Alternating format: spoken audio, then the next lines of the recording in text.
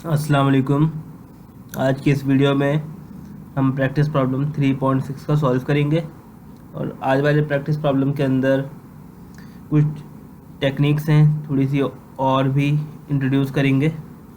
जिस तरह आपको पिछले वीडियो के अंदर आपको याद होगा कि हमने आई नॉट निकाला था और आई नॉट निकालने के लिए क्या तरीका होता है। अब इस प्रॉब्लम के अंदर आई नॉट निकालने का डिफरेंट तरीका है।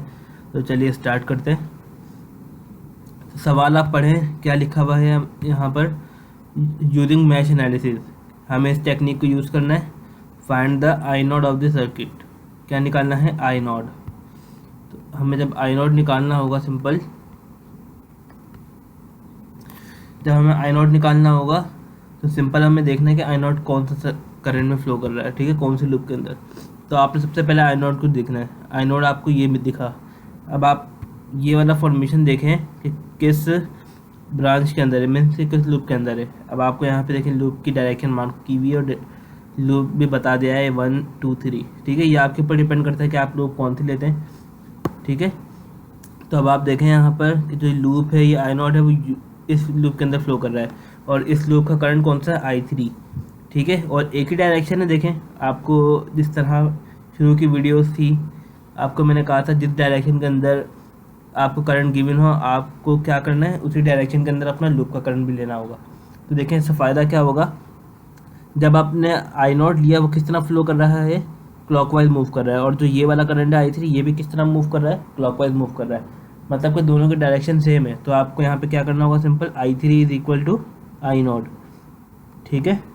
सिंपल आपने ये वाला काम करना होगा। तो चलिए स्टार्ट करते हैं आज का अपना सर्किट। तो सबसे पहले हमें क्या लिखनी होती है? मैश इक्वेशन लिखनी होती हैं।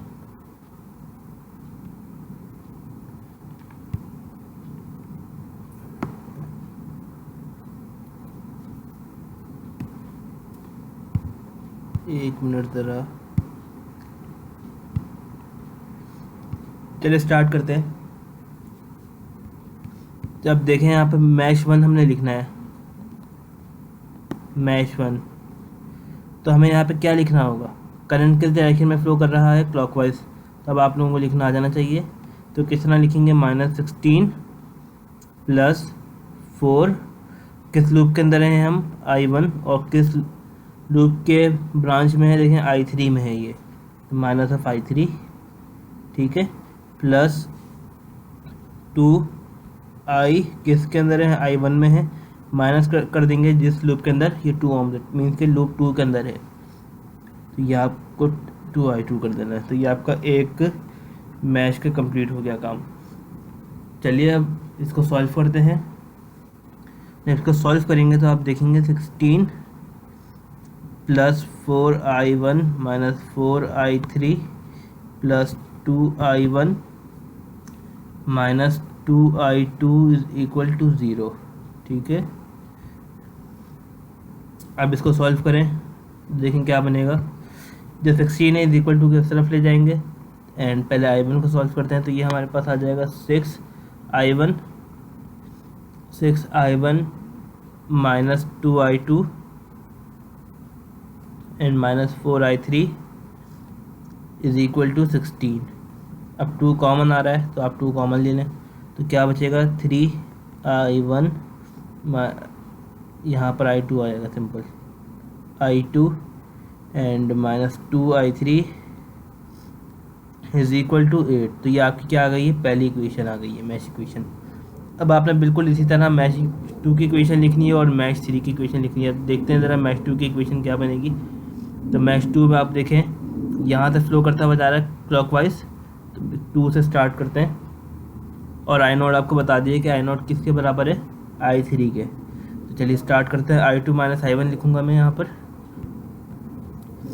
तो अब यहाँ पर जब मैं मैश 2 लिखूँगा तो स्टार्ट क्या करना है? 2i2 - I1, ठीक है, एंड यहाँ पर 8 से फ्लो करते हुए जाएगा 8i2 - I3, 8i2 - I3 + 8i2 - I3, ठीक है, एंड यहाँ पर क्या फ्लो करते हुए जाएगा, फिर ये कंट्रोल वोल्टेज सोर्स से फ्लो करते हुए जाएगा। कहाँ से एंटर कर रहा है, नेगेटिव से एंटर करेगा। तो -10 आई नॉट किसके बराबर होता है, I3 के, -10 I3, ठीक है। यहाँ पर -10 I3 इक्वल टू 0।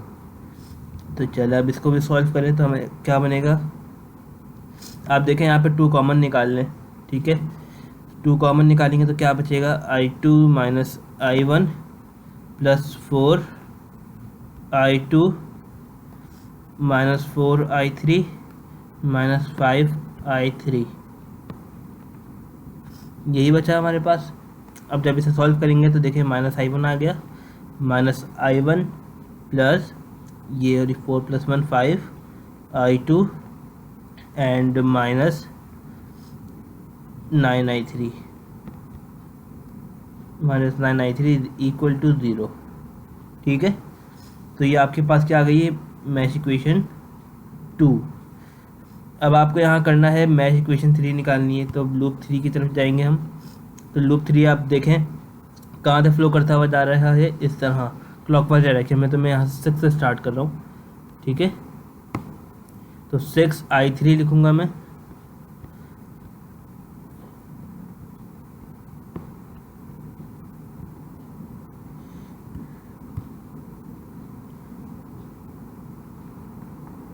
मैश 3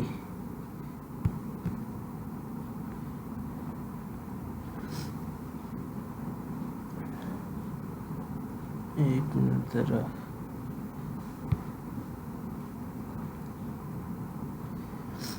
तो मैश 3 हमने जब लिखनी होगी तो यहाँ पर 6 I3 लिखा, ठीक है। फिर प्लस करना है, अब किस लूप के अंदर जाना है वो देखते हैं।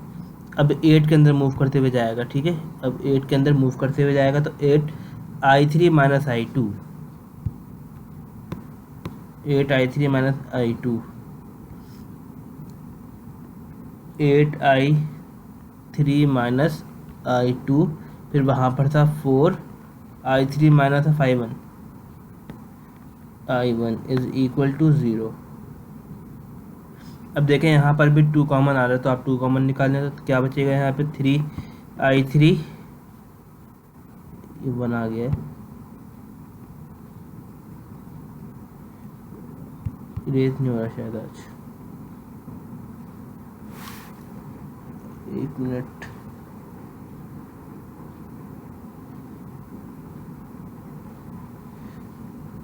चलिए बस ये I3 है, ठीक है, and plus 4 I3 minus 4 I2 plus 2 I3, क्योंकि हमने कॉमन निकाल लिया है यहाँ पर, minus 2 I1 is equal to 0। तो अब आपको सिंपल यहाँ क्या करना है, अब आप जब इसको सॉल्व करेंगे तो आपके पास एक इक्वेशन आएगी। तो देखिए -2 I1 माइनस 4 I2, ठीक है, and plus 9 I3 is equal to 0। तो ये हमारे पास मैश इक्वेशन 3 आ गई है।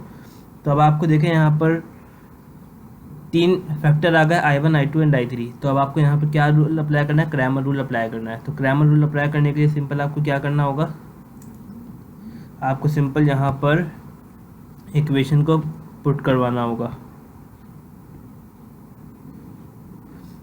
तो ये काम साइड में कर लेते हैं। तो क्रैमर रूल को पुट करवाने के लिए सिंपल आपको क्या करना होगा, इक्वेशन लिखनी होगी। तो यहाँ पर 3 लिखेंगे, -1 इन -2, -1 इन -2, ठीक है, एंड -1 5 इन -2, -1 5 इन -9, एंड यहाँ नीचे भी 9 है, फिर यहाँ पर -4 -2, -4 एंड -2। जो चीज़ निकालनी होती है इसको साइड में लिखते हैं, I1 I2 I3, और इज़ इक्वल टू के इस तरफ हम क्या लिखेंगे, इनकी वैल्यूज़ लिखेंगे। तो वैल्यूज़ हमारी क्या थी, एक हमारी 8 आई है एंड बाकी 0 0 है, ठीक है। तो अब आपको क्या करना है, सबसे पहले डिटर्मिनेंट सॉल्व करना है। डिटर्मिनेंट सॉल्व करेंगे तो उसका तरीका क्या है, पुराना वाला 3 is equal to 9 5 45 minus 36, 45 minus 36। ये अब डायरेक्ट स्टेप कर रहा हूँ ताकि ये चीज़ बेस स्ट्रॉन्ग हो जाए आप लोगों की भी। अब ये माइनस माइनस प्लस हो जाएगा और 1 को हम शो नहीं करते तो डायरेक्ट मैं ब्रैकेट लगा रहा हूँ। तो यहाँ पर क्या बनेगा, 9 minus 9 and minus 18, minus 9 and minus 18, ठीक है। एंड ये -2 है, ये -2 है तो -2 ऐसे ही रखा। एंड ये 4 प्लस 10, जब इसको सॉल्व करेंगे तो ये 3 एज इट इज़ आया। एंड यहाँ पर बचेगा 9 माइनस 27 एंड -2 इंटू 14, ठीक है। तो 9 3 × 27 होता है, ये प्लस का और ये माइनस का, तो ये कैंसिल हो गए। तो क्या बचा, माइनस का 28 बचा। तो डेल्टा निकाल दिया। अब हमें फाइंड आउट क्या करना है, यहाँ पर हमें यहाँ पे फाइंड आउट करना था I3, ठीक है, क्योंकि I3 क्या है, I0 के बराबर है। तो हमें सिंपल यहाँ पर I3 अगर मालूम करना है तो हमारा सवाल जो होगा सॉल्व हो जाएगा। तो चलिए स्टार्ट करते हैं। तो I3 निकालते हैं डायरेक्ट यहाँ पर। तो आपको सिंपल क्या करना होगा, एक डिटर्मिनेंट बनाना होगा दोबारा। जब डिटर्मिनेंट बनाएंगे इस तरह सारी की सारी वैल्यूज़ डालनी है आपने, 3 -1 एंड -2 -1 5 4 और यहाँ पर 8 0 0, ठीक है। वही वैल्यूज़ डाली हैं जो कि हमने ऊपर वैल्यूज़ डाली थी, और बाकी I3 की जगह पर हमने उसको रिप्लेस करवा दिया इक्वल टू वाले पार्ट को।